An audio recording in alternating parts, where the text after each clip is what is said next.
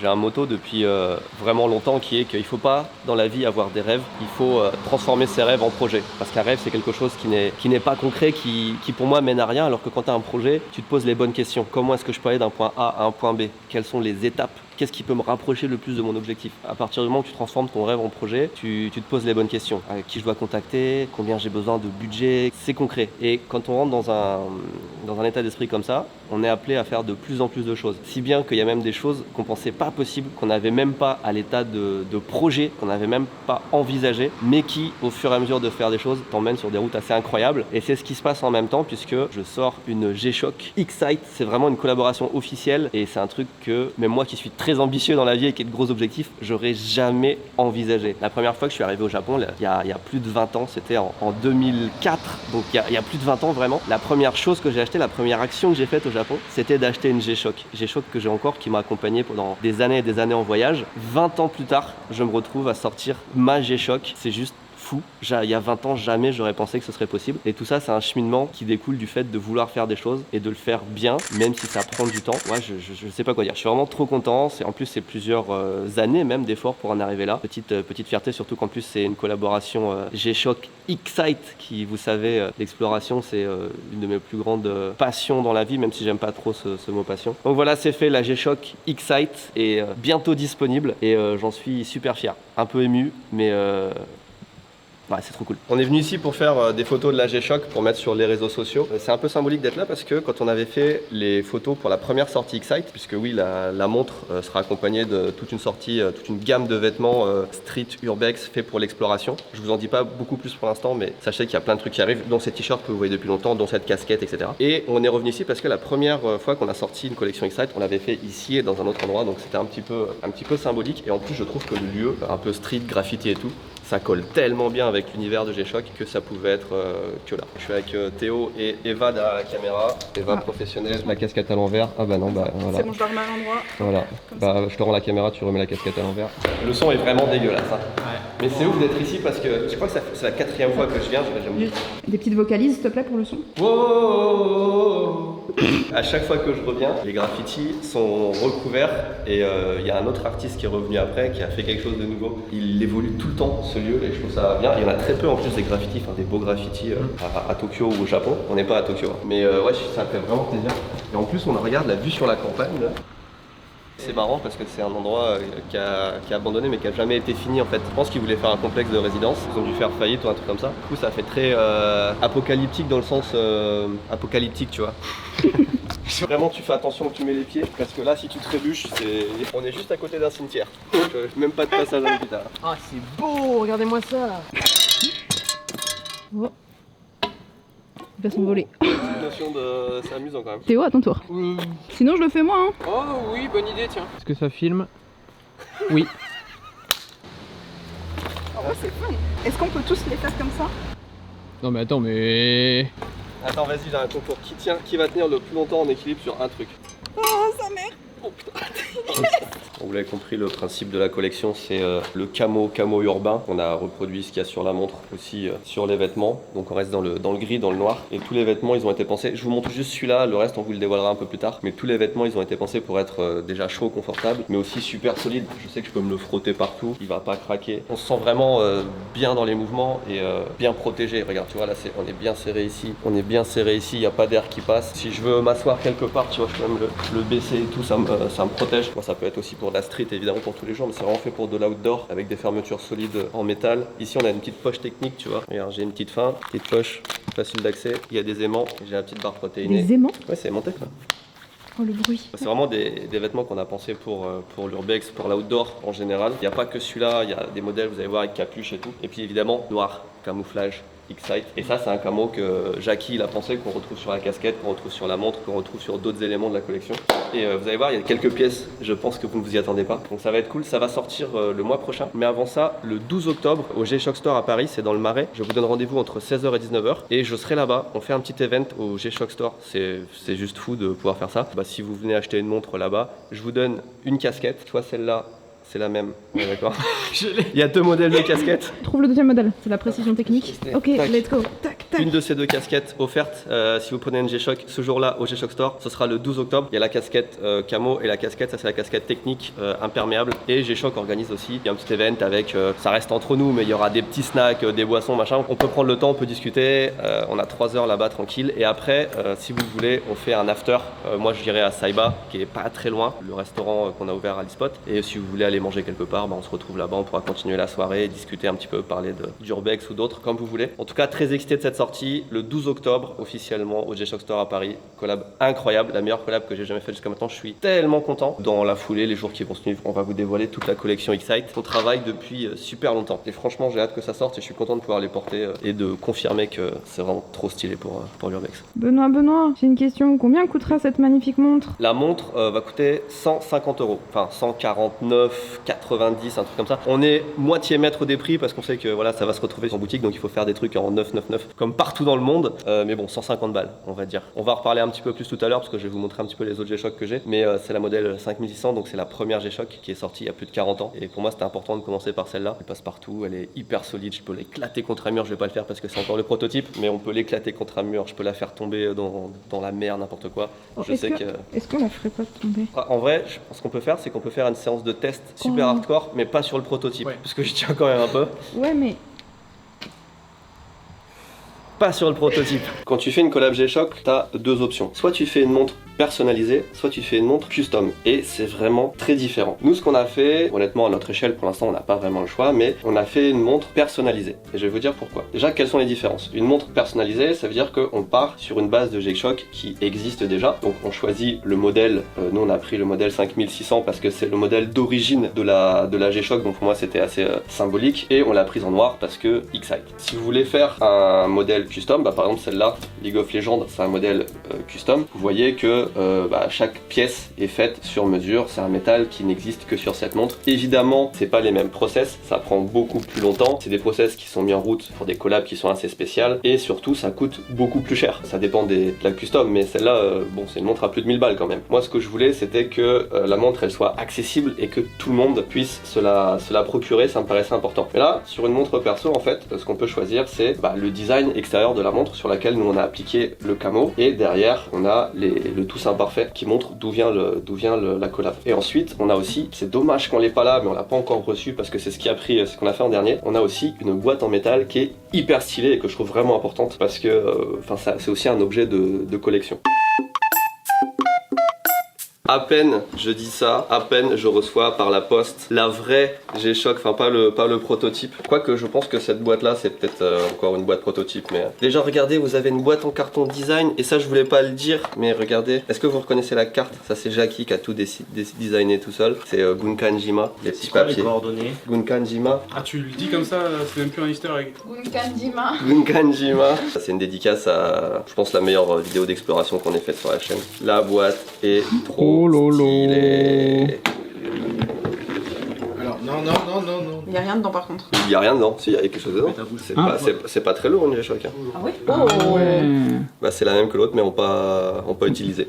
À l'heure, non? Quelle heure, ça serait fou. 9h43 et il est 9h43. Allez, Ah là là, fort. petite attention. Non, la boîte est vraiment incroyable. Tu viens de mettre ton gros watt sur l'écran. J'ai cru et en fait. Ouais, j'ai cru. Tu sais, on est là, ouais, ça peut aller sous un tracteur. Ah, tu viens de mettre ton C'est trop bien parce qu'en plus, t'as pas une boîte stylée, t'as deux boîtes stylées quoi. Non, c'est sur la main gauche. Non, je l'ai mal à la main. Ah, moi je l'ai mis à la main droite. Bah, vous êtes des damnés. Oh putain, j'ai des petits poignets, ça passe. Tu peux vraiment y Ah oui, aller, pour les vraiment petits poignets. Mais je suis gaucher de façon de base. Arrête. Ouais, lui, il est gaucher.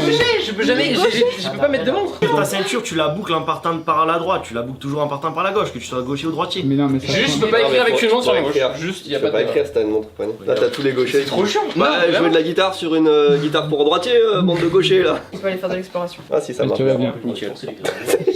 Le test. Non mais ouais, c'est trop content d'avoir une montre qui bouge pas, genre. Et ce qui va avec ça aussi, évidemment, c'est le privilège d'avoir une montre qui est en très peu d'exemplaires. On l'a fait en 500 exemplaires, ce qui est vraiment très peu pour une montre. Donc je vais pas dire que c'est collector parce que c'est un peu abusé vu qu'on n'est pas Nintendo par exemple. Mais ça a quand même une certaine valeur, en tout cas pour moi. Mais ça a quand même une certaine valeur dans le sens où il y en a très peu sur le marché. Et surtout ce que vous avez avec ça, et moi ce qui me paraissait intéressant, on va vous en parler un petit peu plus tard, mais on sort toute une gamme de vêtements qui va avec. En fait la montre elle s'inscrit vraiment dans un univers faire d'exploration, exploration urbaine, etc. Vous connaissez les Excite, mais c'est pas juste une montre, c'est une montre qui va aller avec tout un univers d'habits, ça représente symboliquement tout ça. Donc je suis super content de ce qu'on a réussi à faire, au prix où on va le faire, et cette montre, encore une fois, elle est disponible à partir du 12 octobre au G-Shock Store à Paris. Il n'y en a qu'un seul des G-Shock Store à Paris, je serai là-bas. Est-ce que c'est pas cool quand même? Je suis vraiment super fier. Ça c'est le prototype, donc j'en prends extrêmement soin, il est là, tac. Sur le mur des achievements à côté des trophées YouTube, des bracelets, des mugs,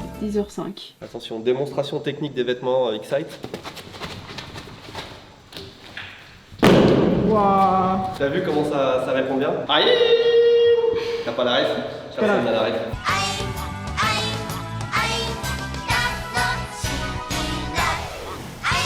Tu peux nous faire un move toi pour montrer la technicité des vêtements? Ouais. Excite! X. Le X. Oh. En vrai, je sais pas si vous vous rendez compte que c'est doublement stylé de pouvoir, tu sais, quand t'as un hobby comme ça assez fort comme l'urbex, faire sa propre gamme de vêtements qui est consacrée à ça, et en plus faire un partenariat avec la montre que tu portes depuis 20 ans. C'est juste doublement trop stylé. Donc je suis trop content. Je suis trop content. Il va falloir qu'on fasse des chaussures qui dérapent pas aussi après. Mais je suis trop content de ce que nous permet de faire Toussaint Parfait. J'avais pas du tout idée que ça pouvait faire des trucs comme ça aussi ambitieux. Merci à vous de suivre en tout cas toutes ces aventures et on va continuer à faire plein de trucs dingues comme ça, toujours dans la qualité. Un petit peu de patience du coup, la montre le 12 octobre et les fringues genre 2-3 jours après. La montre, elle est pas dispo sur Toussaint Parfait? Si, la montre sera dispo en priorité au G-Shock Store, en limité, on va pas toutes les mettre là-bas et après on les mettra sur Toussaint Parfait. Ce qui se passe aujourd'hui n'est pas normal. Il faut que je vous explique un petit peu la genèse de ce partenariat parce que je suis un youtubeur, Toussaint Parfait c'est une petite marque de vêtements et G-Shock et Casio c'est une très grande marque de montres. Et quand ils font une collab, c'est assez fréquent qu'ils fassent des collabs G-Shock, ça va être une collab avec Mario, une collab avec League of Legends, avec Coca-Cola, avec One Piece, Dragon Ball. C'est des trucs que tout le monde connaît, même de niveau international. Et quand il y a quelqu'un qui représente la marque, c'est un grand sportif, un athlète. En France, la seule personne qui me vient en tête qui a fait une collab avec G-Shock, c'est Jules, pour vous montrer un petit peu le niveau. Alors qu'est-ce que je fous là avec ma montre G-Shock? C'est ça qui est important parce que déjà c'est 3 mois, 3 mois, qu'est-ce que je suis con, c'est 3 ans de travail et tout est arrivé d'une vidéo sponsorisée qu'on a fait avec G-Shock il y a 3 ans. Je pense que pas mal d'entre vous savent de quelle vidéo je parle. En fait, on a été contacté par G-Shock qui lançait un nouveau modèle de montre. L'entreprise qui s'occupait du plan de communication en France connaissait ici Japon et me voyait tout le temps avec des G-Shock au poignet, savait que j'aimais beaucoup la marque, donc ils m'ont contacté pour être le représentant pendant cette campagne. On a fait un truc bien où vraiment voilà, je montrais que j'aimais vraiment la montre. Ça fait 20 ans que j'ai des G-Shock et ça a très bien marché. Il y a eu beaucoup de ventes en France, les gens qui se déplaçaient au store, ils disaient qu'ils venaient grâce à la vidéo, enfin ils ont vu que l'impact était assez folle et même au Japon, ils ont vu qu'il y avait eu un impact grâce à cette vidéo. Donc c'est un truc en fait communautaire, c'est parce que vous avez acheté des G-Shock et vous avez parlé en bien de ici Japon que on a attiré l'attention. Suite à ça, G-Shock France me recontacte et me dit il faut qu'on fasse un truc ensemble, qu'on aille un petit peu plus loin, on sait pas quelle forme ça va prendre, etc. Donc on a un petit peu discuté et évidemment le truc idéal c'était de faire une G-Shock qui est un truc auquel j'aurais même pas pensé au départ, genre même pas le proposer à G-Shock parce que je sais que c'est un niveau largement au-dessus d'une autre. Les gens ont du mal à évaluer la taille de ici Japon je pense. Et pour certaines personnes, peut-être on est une multinationale machin parce qu'on fait plein de trucs, mais en fait on est juste une petite équipe au Japon et on essaye justement de faire des gros projets super ambitieux mais en étant une toute petite équipe. Et du coup on n'a pas techniquement les épaules pour sortir une montre ou des trucs comme ça. Donc ça devrait pas être faisable techniquement. Mais on se dit ouais, on essaye, qu'est-ce qu'on peut faire. Donc ça prend un petit temps de négociation. Et pourquoi ça prend tant de temps? Parce que déjà faire une montre de base ça prend du temps, il y a des chaînes de production, des process à respecter, etc. Il faut convaincre les gens parce que la France voit concrètement l'impact des ventes, mais il faut convaincre le Japon. Et il faut convaincre non seulement que j'ai fait une bonne vidéo YouTube, ça on le voit, mais c'est une collab avec Toussaint Parfait. Toussaint Parfait doit aussi être une marque crédible et Toussaint Parfait c'est pas Uniqlo par exemple, on n'a pas le même volume de vente, on n'est pas connu mondialement. Il faut qu'on montre la crédibilité de la marque en fait. Donc le pop-up store qu'on a fait, où vous étiez beaucoup à vous déplacer, le fait que quand on sort des vêtements, ça ait du succès, la mentalité aussi qu'il y a derrière la marque, l'aspect qualitatif, où on va se fournir chez des fournisseurs qui sont éthiques, où on a tous les labels un peu certifiés, etc.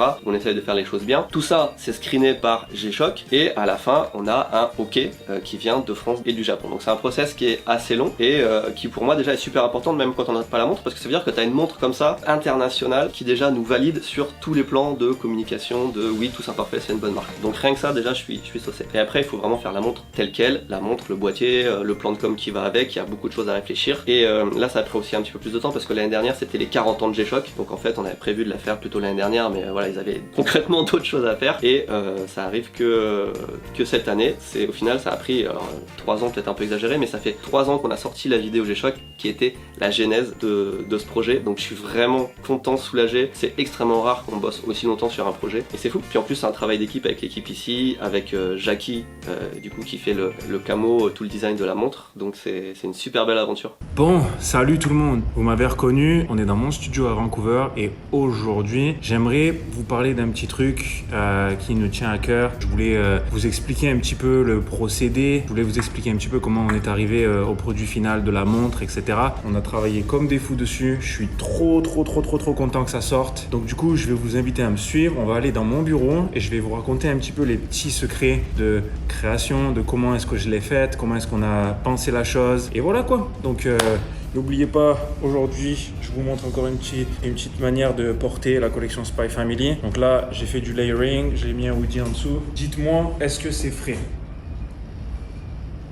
Avant de commencer, j'avais juste une petite anecdote, les gars. Est-ce qu'on en parle ? Je suis allé au McDo. Est-ce qu'on en parle de la taille du Coca ? Ça, c'est même pas le plus grand. On se retrouve un an en arrière. On se retrouve à Tokyo. Là, Benoît m'annonce qu'on a un partenariat en marche avec G-Shock. Et il me dit, est-ce que tu veux faire la montre ? Moi, à ce moment-là, je suis comme un fou. Je suis vraiment honoré de l'opportunité de faire ça. En plus, la montre, ça fait partie du design, mais c'est pas vraiment du vêtement. Donc pour moi, c'est un peu un nouveau terrain. Et là, je me dis, ok, là, c'est un gros challenge. Franchement, défi accepté. On va le faire et ça va être fou. Donc du coup, je vais vous emmener un peu dans les coulisses de comment est-ce qu'on a pensé la chose et comment est-ce qu'on est arrivé au produit final. Donc je vais vous montrer de plus près les premières étapes. Ok, donc du coup la première étape, ça a été de décider quel serait le thème. Donc en gros, comme tout projet, on décide d'un thème en premier. Donc là, on s'est dit, on va partir sur Excite parce que c'est vraiment la chose la plus concrète et ça faisait le plus de sens pour nous. Donc à partir de là, on se dit, c'est parti, on part sur du Excite, on va partir sur une base noire et ensuite, on va appliquer des designs. Moi, au préalable, je m'étais renseigné pour savoir ce qui était possible de faire et de pas faire. Donc à partir de là, moi, je commence mes recherches, etc. Je fais des moodboards, etc. Et en fait, je me rends compte que Excite, on est vraiment sur de l'exploration urbaine et qu'en gros, on est un peu comme d'habitude, comme les collections Excite, un peu dans le camouflage, un peu dans le technique, etc. Donc je me mets à faire des petits sketchs et donc je me mets à vraiment sketcher sur la montre et en utilisant un peu des patterns que j'ai créés. Donc ici, là, on était un peu sur comme une espèce de camouflage, je dirais un camouflage de neige. Ici, on dirait un peu des éclats de peinture. Ici, un peu plus comme du cuir. Ici, en fait, on avait une très bonne idée qui était, en fait, ça, c'était la cartographie du mont Fuji. Donc du coup, on avait pensé à ça aurait pu être quelque chose de cool. J'aimais bien la texture que ça donnait. Donc là, on était vraiment sur le début de la recherche. C'était vraiment le début de la montre. Il se trouve que quand on fait la petite réunion avec Benoît, et là Benoît me dit, en fait je les aime toutes, mais il va falloir en choisir une, etc. Et donc notre choix s'est penché sur le camo un petit peu, le camo qui est un petit peu, on dirait presque brisé quoi. Donc là, maintenant qu'on avait l'idée, il fallait améliorer ça et il fallait vraiment le rendre faisable, parce que là on appelle ça un mock-up. Il fallait vraiment que je puisse rendre ça beaucoup plus défini, etc.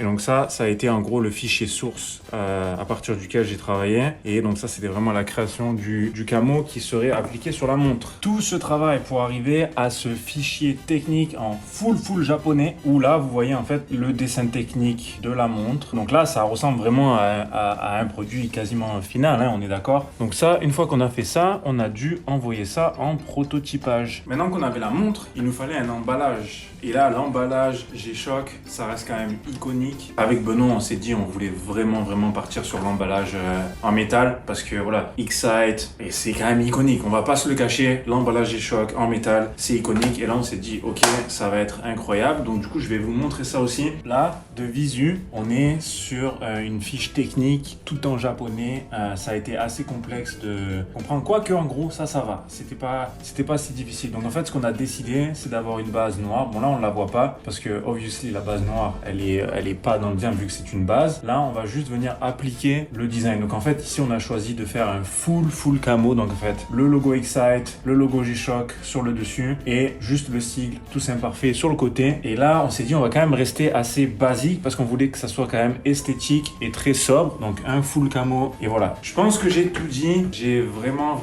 apprécié cette opportunité. J'ai vraiment aimé bosser avec les équipes G-Shock, avec Benoît.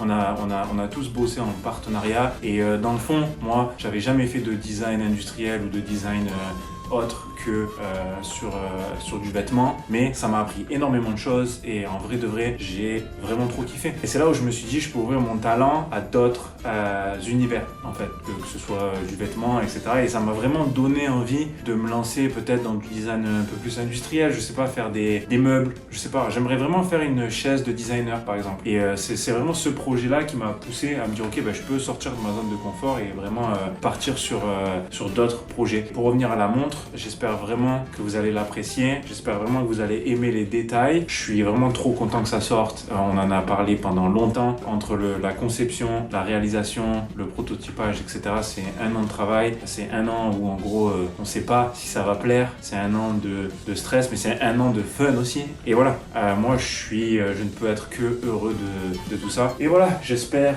que vous allez apprécier aussi ma petite présentation. Et puis merci à Timothée de monter mes âneries sur vidéo parce que bon, ça doit pas être facile mec. Mais voilà, merci à tous et on se retrouve bientôt parce que je vais essayer de faire plus de contenu et je vais essayer de parler de cette petite truc. J'ai une petite surprise. J'ai fait un photoshoot créatif pour la collection Spy Family. Donc on va se retrouver bientôt dans ça. J'attends juste d'avoir les photos et après on envoie tout ça. Bye bye, des bisous et on se retrouve. J'ai une petite collection de montres chez moi, alors plein de montres, hein, pas que des G-Shock, mais surtout des G-Shock. Et pour moi, chaque montre, elle est rattachée à un événement en particulier. Par exemple, j'ai des montres que j'ai achetées pour la naissance de mes enfants, pour mon mariage, on s'est échangé des montres avec Akiko, toute une histoire. Et en fait, c'est comme de regarder un album photo quand je regarde une montre. Par exemple, celle-ci, parce que j'en ai plein dans mon décor aussi, ça me rappelle des souvenirs. Ça, c'est la première montre que j'ai achetée quand je suis arrivé au Japon.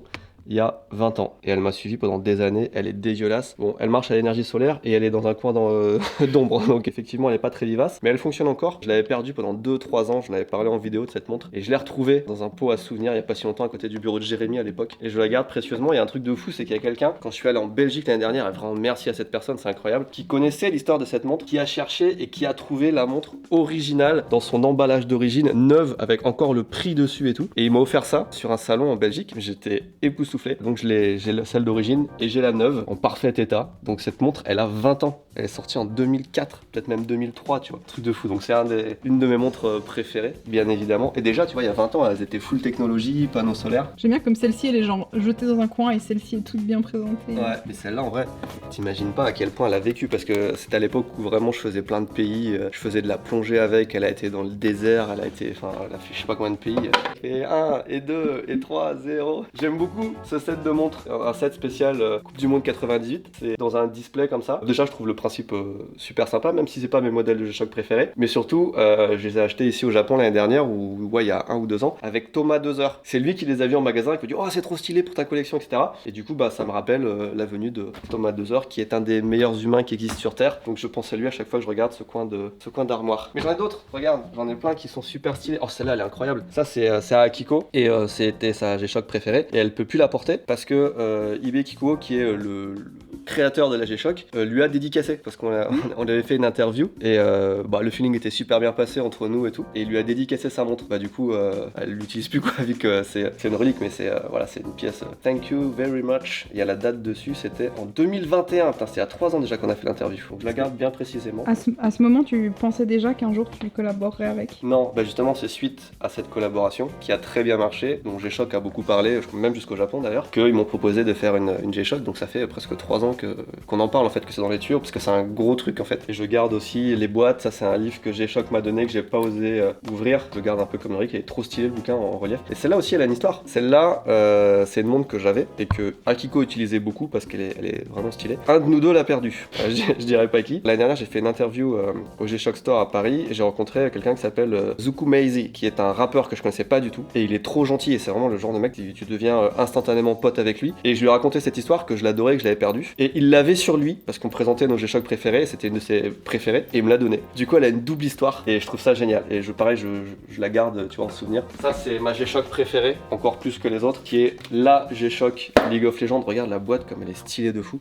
Elle est incroyable, c'est un écrin à bijoux, et c'est celle-là qui est vraiment stylée, tu vois. Donc c'est symbolique, c'est tout l'investissement de l'année dernière, la montée en LFL, tout est symbolisé là-dedans. Regarde, t'as le L de League of Legends, mais en plus de tout ça, elle est vraiment belle. Franchement, ça fait très aventurier, un peu Tomb Raider et tout. Puis j'en ai quelques-unes d'autres, là, j'ai pas sorti toute ma collection non plus, mais ça, c'est des montres que j'aime bien. Celle-là, c'est quelqu'un qui me l'a donnée quand on a fait le pop-up à Paris. Je sais qu'en plus, elle a une certaine valeur, et il m'a dit, c'est une montre de ma collection, et je sais que tu vas l'apprécier encore plus que moi. Putain, ça m'a vraiment touché, et du coup, je l'ai beaucoup porté, enfin, je la porte beaucoup cette montre, et je la garde très précieusement. C'est fou de faire des cadeaux comme ça. Et sinon, moi, j'ai pas mal de montres, tu vois, ça, c'est une des premières que j'ai eu au Japon. En fait, ma deuxième, en fait, qui est la montre originale, tu vois, c'est une 5600, mais c'est une version, il y a marqué Live et Evil, et c'est une version aussi customisée. C'est quelqu'un qui travaillait à la télé japonaise, je crois à NHK, qui a eu cette montre, édition spéciale, qui me l'a donnée. J'étais refait, et c'est sur ce principe-là, tu vois, que j'ai fait cette montre-là. C'est la 5600, c'est une de mes préférées, je l'ai plein de fois, tu vois. Je l'ai en version comme ça pour l'outdoor, je l'ai en version Mario, tu vois, aussi, qui est super stylée. Elle est vraiment trop bien, cette montre. Et ça, c'est la collab G-Shock que j'ai fait à 3 ans, tu vois, la 2100. Elle est dégueulasse, parce que je l'aimais beaucoup aussi, mais je la trouve vraiment belle. Et puis voilà, chacune de ces montres a une histoire un peu différente. Ça, c'est une deuxième montre League of Legends. Ça, c'est des montres qu'on s'était achetées avec Aiko pour notre anniversaire, donc on a fait en pair watch, mais c'est un peu